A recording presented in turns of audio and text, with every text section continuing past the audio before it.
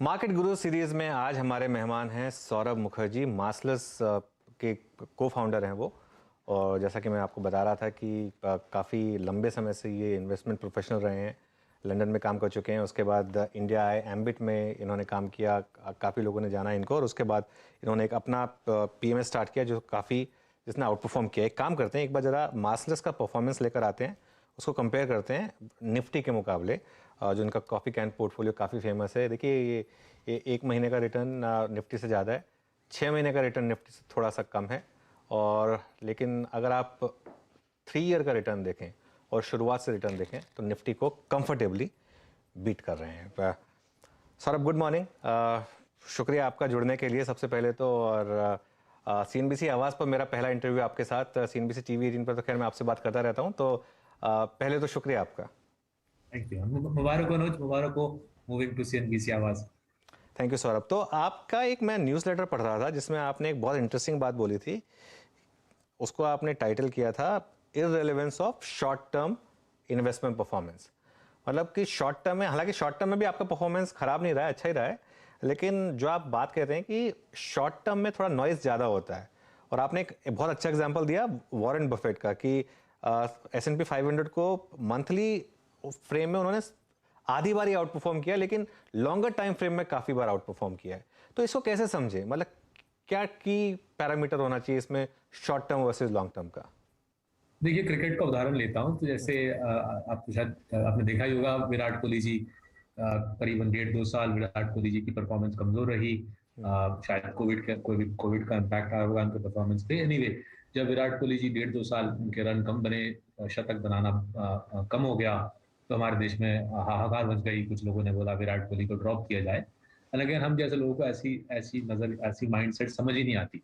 आपको दिख रहा है कि ये प्लेयर करीबन 15 साल से इंडिया के लिए परफॉर्म कर रहा है, शतक पे शतक मार रहा है। जाहिर है 1-1.5 साल एक पुअर रन ऑफ फॉर्म आ ही सकता है, बट विराट कोहली की जो पेडिग्री है वो चली नहीं जाती, उनकी जो स्किल सेट है चली नहीं जाती। एंड हेंस अगर आप विराट कोहली के साथ परसिस्ट करें तो वो रन बनाना फिर से शुरू करते हैं, फिर से शतक बनाना शुरू करते हैं, जो उन्होंने हाल ही में फिर से किया है। तो सेम थिंग इन इन्वेस्टमेंट में 1-1.5 साल 2 साल की भी कोई मायने नहीं है एक्चुअली। मैं बहुत खुश हूँ कि आप हमारे नंबर दिखा रहे हो। मेरे ख्याल से 3 साल से कम का कोई नंबर का कुछ मतलब नहीं है।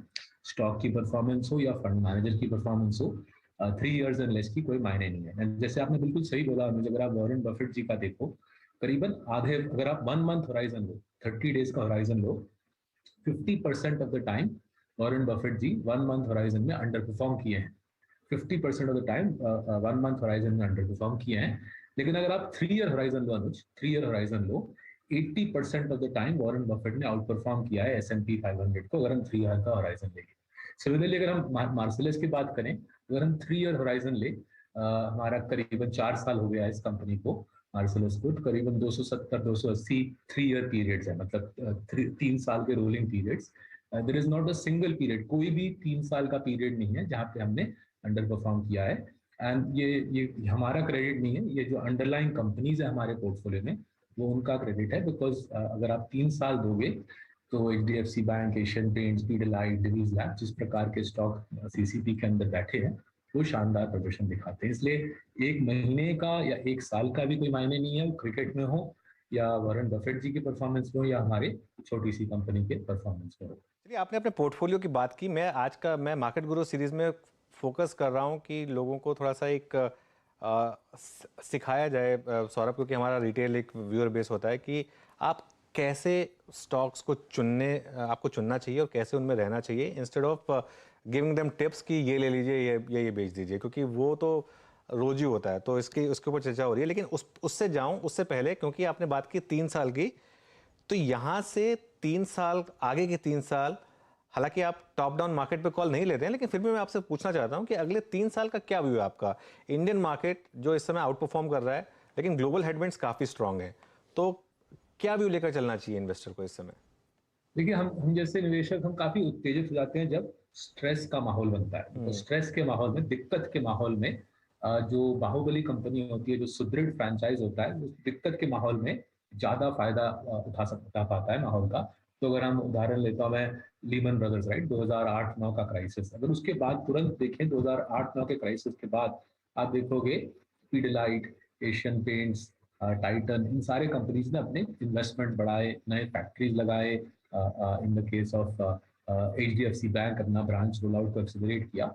और जाहिर है जब लीमन ब्रदर्स के बाद इकोनॉमी धीरे धीरे रिकवर होने लगी, 2010-11 की बात कर रहा हूँ, सबसे ज्यादा फायदा Pidilite, Asian paints, HDFC bank जैसे कंपनीज को हुआ। फिर से अगर हम डीमोनेटाइजेशन की बात करें, डीमोनेटाइजेशन ऑब्वियसली 2016 में हुआ था, बट अगर हम उसके बाद अगर हम देखें 2017-18 में सबसे ज्यादा कैपेक्स, सबसे ज्यादा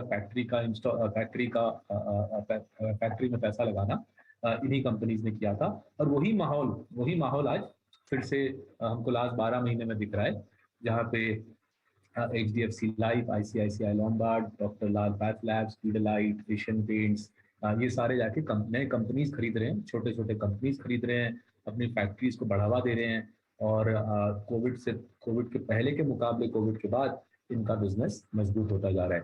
तो ये माहौल हमको बहुत दिलचस्प लग रहा है। लास्ट 12 महीने में जिस प्रकार के स्टॉक्स हमारे पोर्टफोलियो में है, उन्होंने दबा के पैसा डाला है कंट्री की इकोनॉमी में, नए फैक्ट्रीज लगाए हैं, नए बिजनेसेस खरीदे हैं। और मेरे ख्याल से अनुज, इसका पूरा फायदा अगले 2-3 साल में देखने को मिलेगा। एक डिस्क्लेमर देता हूँ, ये सारे स्टॉक्स मेरे पास खुद हैं, मेरे माँ बाप के पास है, हमारे 11,000 क्लाइंट्स के पास है। तो ये सारे स्टॉक्स में मेरा एक वेस्टेड इंटरेस्ट है। वो तो खैर डिस्क्लेमर तो प्ले हम कर ही देंगे, और आप PMS चला दें तो ऑब्वियसली, लेकिन आपने जो बोला कि आपका पर्सनल इन्वेस्टमेंट भी है और फैमिली का इन्वेस्टमेंट भी है, तो वो एक डिस्क्लेमर ज़रूरी है। चलिए तो बात करते हैं बजाज फाइनेंस से सौरभ, और इसकी क्या स्ट्रेटजी है, क्योंकि पिछले 10 साल में मैं एक चीज़ नोटिस की है, बजाज फाइनेंस में हर बार 25-30% का करेक्शन आता है, हर बार लगता है कि शायद स्टोरी खत्म हो गई है, लेकिन हर बार स्टॉक वापस ऑल टाइम हाई पर आ जाता है। तो इसका क्या की लेसन रहा है, इसमें क्या इन्होंने अच्छा किया है खराब टाइम में? देखिए, आपने अभी बोला अनुज कि आपकी चेष्टा है, आपका प्रयास है कि जो रिटेल इन्वेस्टर, जो रिटेल निवेशक ये प्रोग्राम को वॉच कर रहे हैं, वो निवेश थोड़ा सा और बेहतर करें। तो हमारी जो सीख उनके लिए है कि बजाज फाइनेंस जैसी कंपनी की एक्चुअली जो कॉम्पिटिटिव एडवांटेज, उनकी जो क्षमता है, वो टेक्नोलॉजी के आसपास आधारित है। ये जो छोटी सी चीज मेरे हाथ में है, इस चीज को डिजिटल के माध्यम को जिस प्रकार से बजाज फाइनेंस ने समझा है, किसी और NBFC उनके आस पड़ोस में भी आ नहीं पाता। और जाहिर है, जैसे आप सारे दर्शकों को मालूम होगा, डिजिटल का माध्यम आज इंडिया में बहुत महत्वपूर्ण बन चुका है। हमारे देश में दुनिया के सबसे ज्यादा स्मार्टफोन कनेक्शंस हैं। मोबाइल डेटा वर्ल्ड का सबसे लार्जेस्ट यूज इंडिया में हो रहा है। सो बजाज फाइनेंस की जो क्षमता है, मोबाइल के माध्यम से, डिजिटल के माध्यम से क्रेडिट रिस्क को असेस करना, और कोई भी डिफिकल्टी के समय के बाद बजाज फाइनेंस जबरदस्त परफॉर्मेंस लाता है, क्योंकि उसकी सबसे सबसे सुदृढ़ है। उसकी cost of funding, because of the Bajaj group का जो ब्रांड है, जो बैकिंग है, cost of funding second lowest only after HDFC। तो सस्ता पैसा मिलता है बजाज फाइनेंस को। उसकी क्षमता, क्रेडिट असेसमेंट क्षमता बहुत शक्तिशाली है। और जाहिर है, जैसे आपने बोला, कोई भी दिक्कत के बाद ये कंपनी जोर शोर से परफॉर्म करता है। तो अगर मैं उदाहरण लूँ, कोविड के पहले 3 महीने, जनवरी, फरवरी, मार्च 2020, मुझे अभी भी याद है, स्टॉक 65% गिरा, और लेट अप्रैल 2020 मार्सलस ने बजाज फाइनेंस की पोजीशन ट्रिपल कर दिया। हमने ट्रिपल इस भरोसे किया क्योंकि हमको पता है कि बजाज फाइनेंस की, जो हमारे रिसर्च टीम को पता है कि बजाज फाइनेंस की डिजिटल कैपेबिलिटीज, उसकी क्रेडिट असेसमेंट कैपेबिलिटीज NBFCs में सबसे स्ट्रांग है। इसलिए कोविड के जब बिल्कुल पीक पैनिक चल रहा था, मार्सलस ने बजाज फाइनेंस का पोजीशन ट्रिपल किया। बजाज फाइनेंस का स्टॉक अगले 2 साल में ट्रिपल हो गया। अगर हम पोजीशन ट्रिपल नहीं करते फिर भी फायदा होता, लेकिन मायूसी के टाइम जब मार्केट स्टॉक को ठोक रहा है, उसको ट्रिपल करने का हमको फायदा ज्यादा मिला, क्योंकि बजाज के रैली से हमको ज्यादा फायदा मिला। वही सेम माहौल आज मेरे ख्याल से डिवीज लैब और डॉक्टर लाल पैथ लैब, दोनों स्टॉक में हमने लास्ट 3-4 महीने में पोजीशन बढ़ाया है। ब्रोकरेज के रिसर्च के मुताबिक रिटेल इन्वेस्टर कुछ और कर रहा है, मार्सलस इन स्टॉक्स में पोजीशन और मजबूत बना रहा है। बढ़िया। देखिए, अगर आपने इन्वेस्टमेंट ट्रिपल अप किया और स्टॉक ट्रिपल हो गया, तो मतलब जो आपको डेल्टा मिला वो 9x का हो गया। और ये एक बहुत ही इंपॉर्टेंट चीज़ सौरभ ने बताई कि अगर आपको किसी कंपनी पर भरोसा है और अगर किसी एक्स्ट्रा बाहर के फैक्टर्स की वजह से उसमें डिक्लाइन आ रही है, तो उसमें उस समय आपको टॉपअप करना जरूरी है। डिवीज लैब्स और डॉक्टर लाल पैथ लैब्स की आपने बात कर दी सौरभ, अगेन डिस्क्लेमर तो रहेगा कि ये स्टॉक्स आपके पास हैं, तो आप मान रहे हैं कि इसमें वो अपॉर्चुनिटी है जो 2 साल पहले बजाज फाइनेंस में थी? क्योंकि इन्होंने बहुत अच्छा किया। डिवीज लैब्स तो बहुत बड़ा आउट परफॉर्मर रहा है, लेकिन पिछले 6 महीने 1 साल में थोड़ी सी स्टोरी डगमगाई तो है। अगर डिवीज लैब का फिर से उदाहरण लेते हैं तो डिवीज लैब ने ऑब्वियसली कोविड का भरपूर फायदा उठाया। फाइजर के लिए मोलनुपिराविर नाम की दवाई बनाई, जिससे फाइजर ने दुनिया भर में वो दवाई को बांटा। जाहिर है कोविड जैसे जैसे कम हो रहा है, खत्म हो रहा है, मोलनुपिराविर बनना खत्म हो रहा है। मार्केट क्या कर रहा है? मार्केट बोल रहा है डिवीज लैब का अर्निंग्स ग्रोथ, उसकी प्रॉफिट की बढ़ोतरी कम हो जाएगी। हमारा रिसर्च टीम बोल रहा है पाइपलाइन भरा हुआ है डिवीज लैब का। डिवीज लैब के पास भर भर के अपॉर्चुनिटीज हैं खूब बड़ा बढ़िया कमाने का। इसलिए हम पोजीशन बढ़ाने की कोशिश में है। हमारी रिसर्च बोल रही है कि इस कंपनी के क्षमता पे फोकस करे, not the day to day क्या इस क्वार्टर क्या नंबर आता है। कंपनी के अंडरलाइन कैपेबिलिटीज, उसकी शक्ति पे फोकस करे रादर देन इस क्वार्टर क्या नंबर छप रहा है। सिमिलरली अगर हम डॉक्टर लाल पैथ लैब की बात करें तो काफी लोगों ने लास्ट एक साल में यह हुआ बनाया है कि नए नए एंट्रेंट्स आ गए हैं, वो सस्ते में पैथ लैब का टेस्ट कर रहे हैं। बट हमारा जो ग्राउंड पे रिसर्च है, करीबन 70-80 पैथ लैब्स हम बात करते हैं। ग्राउंड लेवल मोडालिटी रियलिटीज कुछ बदले नहीं है। जाहिर है कोविड का जो धंधा था वो चला गया है, बट अगर हम थ्री ईयर पिक्चर देखें, कोविड के पहले के मुकाबले आज देखें, इसका डॉक्टर लाल पैथ लैब का बिजनेस 15-16% टॉप लाइन लेवल पे ग्रो कर रहा है। और हमारे ख्याल से जो उसकी long term free cash flow compounding है 25 के आसपास बरकरार रहेगी। और जो बड़ा स्टोरी है, जो बिग पिक्चर है अगले 10 साल का, कि करीबन 80-85% पैथ लैब इंडस्ट्री छोटे छोटे mom and pop path lab है, छोटे छोटे कंपाउंडर्स के पास है। तो छोटे छोटे कंपाउंडर्स, छोटे छोटे पैथ लैब धीरे धीरे कंसोलिडेट हो जाएंगे और हमारे ख्याल से सबसे बड़ा कंसोलिडेटर यही वाला कंपनी रहेगा। सो शॉर्ट टर्म जो जो आवाज होती है मार्केट में, जो नॉइज होता है, वो काफी काउंटर प्रोडक्टिव होता है। हमारा काम है उस आवाज का पूरा फायदा उठा के जब बाकी लोग दनादन बेच रहे हैं उस स्टॉक को, हमारा काम है रिसर्च करके शांति रखते हुए उस स्टॉक पे और बड़ा पोजीशन बनाना। और हमारा काम है उसको आगे रिटेल तक पहुंचाना। सौरभ, वो कोशिश कर जारी रहेगी। तो लेकिन ये डॉक्टर लाल की आपने बात छेड़ दी, तो ये एक चीज़ मुझे समझ में आनी बताइए कि ये जो एक्विजिशंस कर रहे हैं, इससे एक थोड़ा सा कंसर्न ये आ रहा है कि कुछ इनके जो एक्विजिशंस हैं वो मार्जिन डाइल्यूटिव है कंपेयर टू जो उनके खुद के मार्जिन हिस्टोरिकली रहे हैं। सबर्बन जैसे है, मतलब, और सबर्बन टेक्निकली ब्रांड अच्छा है, बॉम्बे में अच्छे खासे लोग जानते हैं उसको, शायद डॉक्टर लाल के लिए कि ये एंट्री अपॉर्चुनिटी दे रहा है। तो लेकिन कहीं ये स्ट्रैटेजी में थोड़ा रिस्क भी है कि थोड़ा सा आप डाइल्यूटिव हो जाएंगे। देखिए अनुज, अगर कोई बेच रहा है कंपनी, जैसे मानिए सबर्बन के मालिक डॉक्टर अरोड़ा, अगर वो बेच रहे हैं, जाहिर है उनकी भी कुछ कारण है, उनकी शायद कुछ मजबूरी है बेचने की। अगर उनका भी जबरदस्त धंधा चल रहा होता, अगर डॉक्टर अरोड़ा का भी जबरदस्त धंधा चल रहा होता, देन वो क्यों आके अपना बिजनेस बेच। जाहिर है देखो, जैसे डॉक्टर लाल ये छोटे छोटे लैब्स को खरीदेंगे, और टू बी ऑनेस्ट हमने बहुत सालों से उनको और प्रोत्साहन दिया ये करने के लिए। डॉक्टर लाल बहुत सारा कैश जनरेट करता है हमारा, काफी सालों से उनको सुझाव था कि और खरीदिए, क्योंकि जो छोटे छोटे रीजनल प्लेयर्स हैं वो आपके सामने मुकाबला नहीं कर पाएंगे, उनको खरीद डालिए। जब वो छोटा प्लेयर बेच रहा है डॉक्टर लाल को, जाहिर है छोटा प्लेयर का प्रॉफिटेबिलिटी कम होगा डॉक्टर लाल के मुकाबले, उसी वजह से वो बेच रहा है। एंड देयरफॉर अगर आपको मेरे को तसल्ली है कि डॉक्टर लाल की जो तरकीबें हैं कंपनी चलाने की, 2-3 साल में प्रॉफिट मार्जिन को बढ़ावा देगा, तो जाहिर है हमको कोई उसमें टेंशन नहीं है। राइट, सो मेरे ख्याल से सबर्बन में वही सिलसिला शुरू हो चुका है।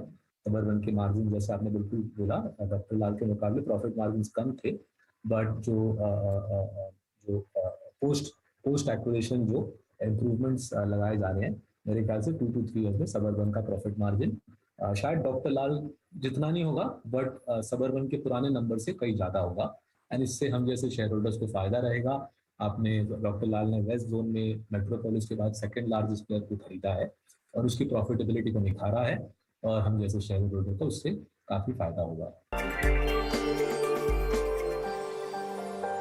सौरभ, एक आपको लेकर एक थोड़ा सा फंड मैनेजर कम्युनिटी में कई बार आपका एक जब बात होती है, तो बात होती है कि एशियन पेंट्स को लेकर आप कुछ ज़्यादा ही भावुक हो जाते हैं। और काफ़ी, मतलब, जहाँ भी जाते हैं सबसे बड़ा एक एग्जांपल आप एशियन पेंट्स का देते हैं। एशियन पेंट्स आपको इतना, मतलब, जैसे दिल से प्यारा क्यों है? एक तो ऑफकोर्स इसने काफ़ी रिटर्न्स दिए हैं, और एशियन पेंट्स ने क्या ऐसी चीज़ें की हैं जो जिससे इन्वेस्टर्स को सीख लेनी चाहिए? देखिए, जैसे आपने आपने वो हमारा थ्रेड पकड़ लिया। हमारा काम क्या है? हमारा काम है लोगों को सरल तरीके से निवेश समझाना। बाकी फंड मैनेजर क्या करते हैं, कुछ पी मल्टीपल की बात करते हैं, एंट्री एग्जिट, ये सेक्टर चल रहा है, वो सेक्टर नहीं चल रहा, राइट। अजीब अजीब तरीके का एक फिलोसफी मार्केट को बेचते हैं, उससे रिटेल इन्वेस्टर निवेशक कंफ्यूज हो जाता है। हमारे जो प्रयास रहा है मार्सेलस में, किताबों के माध्यम से, वेबिनार्स के माध्यम से, आप जैसे मीडिया आउटलेट्स के माध्यम से, कि लोगों को सरल तरीके से समझाया जाए कि निवेश एक्चुअली काफी आसान है। आपको तीन ही चीजें ठीक करनी है। पहला, समझना है प्रमोटर पैसे चोरी कर रहा है नहीं। आपको जाहिर है क्लीन प्रमोटर चाहिए, अगर वो चोरी कर रहा है आप कैसे कमा सकते हो। दूसरा, प्रमोटर ने समझदारी से कैपिटल एलोकेशन समझदारी से किया है नहीं, 10-20 साल का ट्रैक रिकॉर्ड कैपिटल एलोकेशन में प्रमोटर का अच्छा है या नहीं। और तीसरा, प्रमोटर ने दमदार डोमिनेंट फ्रैंचाइज बनाया है। बस यही तीन काम करने हैं। बाकी कल सुबह क्या होगा, एक महीने बाद क्या होगा, एक साल बाद क्या होगा, ये भविष्यवाणी नहीं करनी, राइट। वो स्टोरी लोगों को समझाने के लिए एशियन पेंट्स एक अच्छा माध्यम है। सिंपल सा स्टॉक है, सबको पता है कंपनी क्या करती है, कंपनी का 40 साल का लिस्टेड होने का ट्रैक रिकॉर्ड है। और ये हमारा जो कोशिश, जो हमारी जो कोशिश है लोगों को निवेश समझाने की, वो एशियन पेंट्स एक अच्छा जरिया है। इसमें हेल्प करता है कि हमारा उस कंपनी में पोजीशन काफी बड़ा है, इसलिए लोगों को कन्विक्शन आता है कि ये जैसे कहानी नहीं सुना रहे, ये खुद मार्सेलस के लोग खुद हजारों करोड़ एशियन पेंट्स लेके बैठे हैं। But we could do the story just as well around Titan. तो टाइटन के आसपास भी सेम सेम पॉइंट्स रेलेवेंट रहते हैं, पीडिलाइट के आसपास सेम पॉइंट्स रेलेवेंट रहते हैं। बट बिकॉज लोगों को समझाने के लिए एक स्टोरी ढूंढ के उसका उसका उसका सूत्रधार बन के लोगों को समझाने के लिए एक स्टोरी यूजफुल रहता है, हमने एशियन पेंट्स चुना।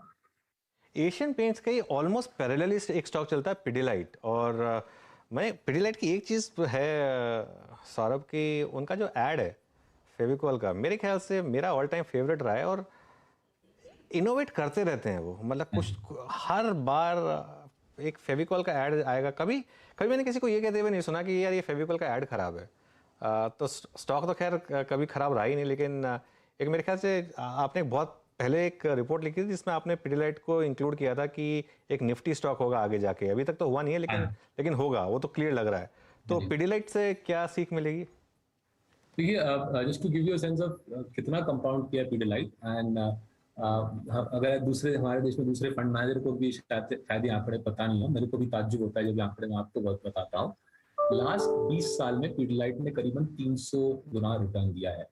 20-21 साल पहले इसकी रिटर्न ऑन कैपिटल 20-25% होती थी, आज 40% हो गई है। 20 साल पहले it was pretty much single product company, white blue Fevicol. आज ये वाटर प्रूफिंग में भी हावी है और व्हाइट ब्लू में भी हावी है। साथ ही साथ कोविड के पैनिक के थ्रू उसने आयरन लाइट का धंधा भी उठा लिया है। सो ये कंपनी एक कंपाउंडिंग मशीन है, कमाल का कंपाउंडिंग मशीन है। मधुकर पारेख जी ने बखूबी से लास्ट 30 साल में इस कंपनी को हमारे कंपाउंडिंग के प्रिंसिपल्स के मुताबिक बहुत अच्छा काम किया है। पीडिलाइट की जो खासियत है, जो पीडिलाइट ने जो मॉडल बनाया है, कुछ हद तक मेरे ख्याल से एशियन पेंट्स ने सीखा है। एशियन पेंट्स ने पेंटर को पकड़ लिया, पेंटर के आसपास अपनी दुनिया बनाई। पीडिलाइट ने उसी प्रकार से कारपेंटर के आसपास अपनी दुनिया बना ली। कारपेंटर को कुछ हद तक कारपेंटर का सबसे बेस्ट फ्रेंड पीडिलाइट बन गया। और जैसे जैसे हमारे आपकी लाइफ में प्रॉस्पेरिटी आई, हमारे घर में वुड वर्क बढ़ी, कारपेंटर की जरूरत बढ़ी, पीडिलाइट उसके साथ आगे बढ़ता रहा। And then as I said 20 years ago M&M से उन्होंने वाटर प्रूफिंग के ब्रांड्स खरीदे। कुछ ज्यादा खर्चा नहीं किया, मेरे ख्याल से 100 करोड़ खर्चा होगा 20 साल पहले। M&M से वाटर प्रूफिंग के ब्रांड्स खरीदे और फिर उसी चैनल के माध्यम से, होम डेकोर कारपेंटर चैनल के माध्यम से, वाटर प्रूफिंग में भी ये सबसे पावरफुल फ्रेंचाइज बन गए। लास्ट 3-4 साल की अगर हम एनुअल रिपोर्ट देखें, अब ये स्पेशलिस्ट फ्लोरिंग की तरफ जा रहे हैं। घर का फ्लोरिंग, स्पोर्ट्स स्टेडियम का फ्लोरिंग, हॉस्पिटल का फ्लोरिंग। और ऐसे company Asian paint, Pidilite, Titan, Divi's lab, doctor Lal pathlabs, ऐसे कंपनी इंडिया में गिने चुने ही हैं। अगर आपके पास ये कंपनीज हैं, स्टॉक्स हैं, लेके बैठे रहिए, शांतिपूर्वक कमाइए। एक महीने एक साल में क्या होता है सर मत खपाइए, लॉन्ग टर्म व्यू लेके इंडिया के प्रॉस्पेरिटी का फायदा उठाइए। ठीक है। और देखिए, कारपेंटर को अपना फ्रेंड बनाया, एशियन पेंट्स ने जैसे पेंटर को फ्रेंड बनाई, बहुत ये छोटी छोटी चीज़ें हैं, ये साबित करती हैं स्पेशली ग्रोइंग इकोनॉमी में कि अगर आप सबको साथ लेके चलेंगे तो आप काफ़ी आगे जा सकते हैं। और स्पेशली अगर आप ये वो कंपनियां जिन्होंने सबको खुश रखा। एशियन पेंट्स और पीडीलाइट दोनों अपने कस्टमर्स को खुश रखा, अपने एम्प्लॉयज़ को खुश रखा है सौरभ, टैक्स पेयर को, गवर्नमेंट को खुश रखा है क्योंकि आप हर साल टैक्स पे कर रहे हैं, डिविडेंड दिया है ऑब्वियसली, तो सबको सबको साथ लेके चले हैं। और ये काफ़ी एक इंटरेस्टिंग चीज़ जो यहाँ पर आ रही है जो निकल के सौरभ की बातचीत से। तो ये तो हो गया बात ईद की। अब ये इंश्योरेंस कंपनियाँ, ये बड़ी इंटरेस्टिंग है क्योंकि इंश्योरेंस में ऐसा लग रहा था सौरभ कि कोविड के टाइम पे कि शायद ये कंपाउंडिंग जो है वो जारी रहेगी। मैं खुद जानता हूँ, मैंने अपना खुद का टॉपअप, इंश्योरेंस टॉपअप किया क्योंकि पहली बार मुझे लगा कि नहीं, थोड़ा मुझे अपनी फैमिली के लिए सोचना चाहिए क्योंकि लाइफ का कोई भरोसा नहीं है, ठीक है ना। लेकिन थोड़ी पिछले 1 साल में इन्होंने उतना अच्छा नहीं किया जितना कि एक्सपेक्टेशन थी। मैं आपकी बात मानता हूँ कि नियर टर्म परफॉर्मेंस से आप इतना विचलित नहीं होते हैं, लेकिन इसमें क्या खास बात है? देखिए, दो अलग अलग प्रकार की इंश्योरेंस की कहानियां, एक तो जनरल इंश्योरेंस और एक दूसरा लाइफ इंश्योरेंस। जनरल इंश्योरेंस काफी आसान है तो क्विकली कवर कर लेता हूँ। आज अगर हम आज बाहर जाएं सड़क पे, 1 in 2 कार्स सड़क पे जाए तो दो में से एक गाड़ी अनइंश्योर्ड है। सो मोटर इंश्योरेंस एक विशाल मार्केट है, इसमें ग्रोथ की स्कोप है। इनफैक्ट बाय लॉ लोगों को गाड़ी का इंश्योरेंस, मोटर इंश्योरेंस लेने की आवश्यकता है। एंड जाहिर है देयरफॉर अगले 10 साल में मोटर इंश्योरेंस की पेनिट्रेशन बढ़ेगी, कवरेज बढ़ेगी। मोटर इंश्योरेंस में आईसीआईसीआई लॉम्बार्ड सबसे प्रॉफिटेबल, सबसे जमा हुआ प्लेयर है। 20 साल में जिस प्रकार से इस कंपनी ने अपने धंधे को बढ़ाया है, प्रॉफिटेबिलिटी को निखारा है, कोई दूसरा मोटर इंश्योरेंस इसके आस पड़ोस आ नहीं पाता। सबसे स्ट्रॉन्ग मोड, सबसे ज्यादा क्षमता अंडरराइटिंग की, सबसे strong analytical capability ICICI Lombard की है। कोविड के दौरान जाहिर है पहले साल में फायदा हुआ बिकॉज लोगों ने गाड़ी चलाना बंद कर दिया, घर में बैठे थे, तो क्लेम्स रेशियो कम हो गया, उससे प्रॉफिट बढ़ गई। कोविड के दूसरे साल गाड़ी बिकना बंद हो गया, तो जाहिर है आईसीआईसीआई लॉम्बार्ड का टॉप लाइन ग्रो करना बंद हो गया। लास्ट 6-8 महीने में फिर से बिजनेस में नॉर्मलसी आ गई है। आईसीआईसीआई लॉम्बार्ड का लॉन्ग टर्म कंपाउंडिंग मेरे ख्याल से 15-20% के आसपास रहेगा, given the profitability of the business. दूसरा स्टोरी मेरे ख्याल से more powerful long term story है लाइफ इंश्योरेंस, राइट। हमारे देश में मीडियन एज इंडियन की है 28 साल की, राइट। अगले 10-20 साल में ये 28 साल के जो युवा हैं ये 40-50 की तरफ बढ़ेंगे। इनको रिटायरमेंट के बारे में, लाइफ इंश्योरेंस के बारे में सोचना पड़ेगा, और उसी कॉन्टेक्स्ट में मेरे ख्याल से एचडीएफसी लाइफ सबसे इफेक्टिव लाइफ इंश्योरर है। कुछ और लाइफ इंश्योरर है जैसे कि iPru life, they are more plays on the stock market. HDFC life is a play on long term protection. Long term protection का मार्केट इंडिया में बड़ा है, लेकिन और विशाल बनने वाला है जैसे जैसे हमारे युवा 40-50 की उम्र की तरफ बढ़ते हैं। लॉन्ग टर्म प्रोटेक्शन का मार्केट बड़ा बनने वाला है, वहाँ पे एचडीएफसी लाइफ हमारे ख्याल से सबसे इफेक्टिव अंडरराइटर है। 50% कारें चल रही हैं विदाउट इंश्योरेंस, जबकि लीगल रिक्वायरमेंट है कि इंश्योरेंस होना जरूरी है। सौरभ, ये डेटा कोई रिसर्च बैक्ड है? मतलब अगर आप इंश्योरेंस से पूछेंगे वो आपको डेटा भी दे पाएंगे कि हमारे देश में जिस प्रकार से अंडरराइटिंग होनी चाहिए, जिस प्रकार से लोगों को इंश्योरेंस देना चाहिए, नहीं लेते हैं। 2 व्हीलर्स में, 4 व्हीलर्स में under penetration, under insurance is an opportunity. शुक्रिया सौरभ, बहुत मज़ा आया आपसे बात करके। और जो हमारी एक पहल है कि थोड़ा निवेशकों को बताएं कि क्यों और कैसे आपको स्टॉक्स में इन्वेस्ट करके वेल्थ आप बना सकते हैं, तो उसके लिए आपका फिर से शुक्रिया Saurabh. Thank you very much.